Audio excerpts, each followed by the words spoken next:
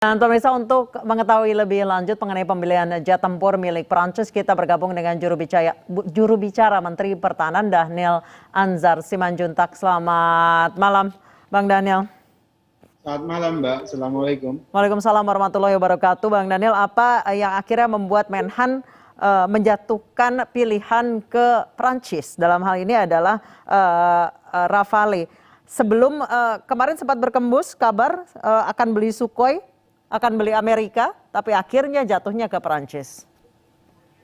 Seperti Mbak ketahui, diikuti oleh teman-teman media, juga publikasi dari media luar negeri, Pak Menhan, Pak Prabowo Subianto banyak melakukan muhibah ke banyak negara, ke seluruh negara di Eropa, ke Amerika Serikat, China, dan sebagainya.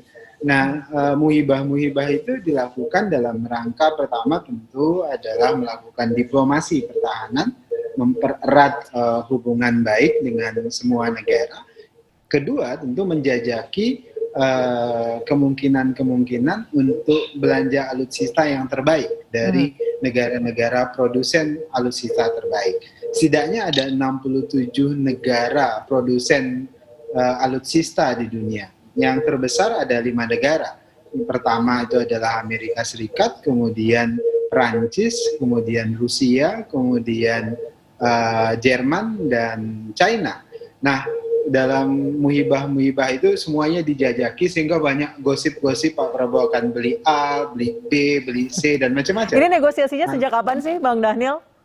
Ya, sejak awal Pak Prabowo ingin memperkuat pertahanan kita karena memang kita membutuhkan alutsista yang lebih modern untuk menjaga NKRI, untuk menjaga 7,7 juta kilometer persegi luas daerah kita, untuk menjaga 81.000 garis pantai kita yang sangat panjang itu.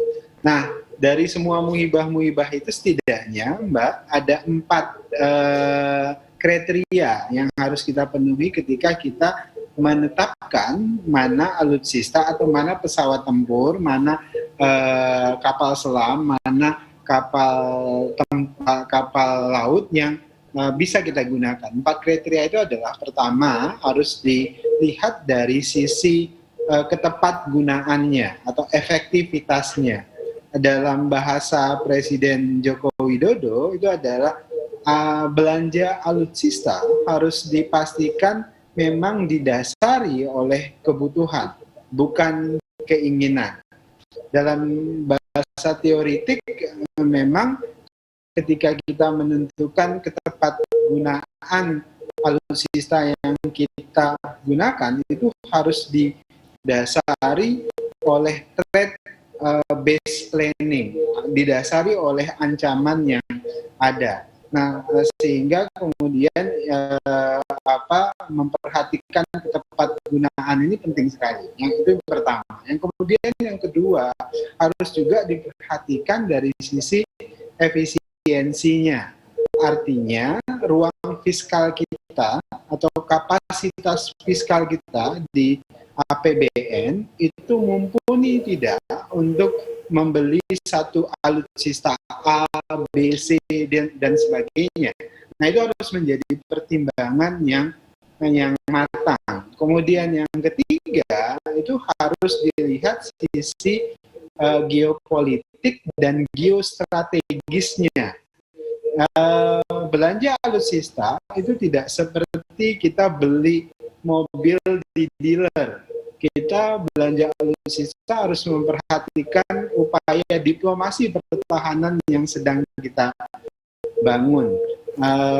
Kita harus pastikan ketika kita beli alutsista itu bebas dari embargo, misalnya seperti terjadi kita dulu tahun 95 sampai dengan tahun 2005 terkait dengan F-16 kita dengan Amerika. Kemudian yang keempat yang juga tidak kalah penting itu adalah upaya alih teknologi. Jadi kita ingin pastikan ketika kita belanja alutsista, kita bisa mendorong industri pertahanan kita itu bisa juga menjadi lebih baik. Jadi akan ada transfer knowledge ya, Bang Daniel ya? Transfer of knowledge teknologi. Sehingga ke depan upaya memandirikan industri pertahanan kita, memandirikan pertahanan kita itu bisa kita lakukan, begitu Mbak. Baik, Bang Daniel, berbicara soal efektivitas dan efisiensi. Tadi ada beberapa hal yang perlu dipertimbangkan. Garis pantai Indonesia yang terluas, kemudian juga masalah ancaman yang ada. Kelebihannya Rafale ini dibandingkan yang buatan Amerika, buatan Jerman, atau bahkan buatan Cina, apa kelebihannya untuk Indonesia? Ya, Dassault Rafale ini adalah salah satu pesawat tempur yang sudah diakui dunia sangat canggih dan modern. Dassault Rafale ini adalah pesawat tempur generasi 4.5 yang memiliki banyak kelebihan. Yang secara teknis saya tidak bisa menjelaskan lebih rinci. Yang jelas seluruh dunia pasti memahami betul. Bahkan pengamat banyak memuji pilihan ketika jatuh ke Rafale ini, karena memang ini adalah pesawat yang salah satu yang terbaik pada saat ini, begitu Mbak. Baik, Bang Daniel, sejauh ini 42 itu kapan akan sampai di Indonesia? Apakah secara bertahap? Untuk saat ini baru 6 dulu ya Bang ya? Nah ini saya harus jelaskan pelan dan rinci. Pertama okay. Mbak, yang harus saya pahami, yang harus saya berikan penjelasan adalah kemarin kontrak yang ditandatangani itu adalah kontrak untuk 6 pesawat tempur Dassault Rafale. Jadi 6 pesawat tempur. Ini ditandatangani kontraknya. Dan ini membutuhkan waktu untuk pengaktifan namanya. Artinya diaktifkan kontraknya. Diaktifkan itu seperti apa? Nanti diaktifkan oleh Menteri Keuangan atau Kementerian Keuangan. Jadi sederhananya bahasa umumnya ya, dibayar DP baru kemudian aktif dia.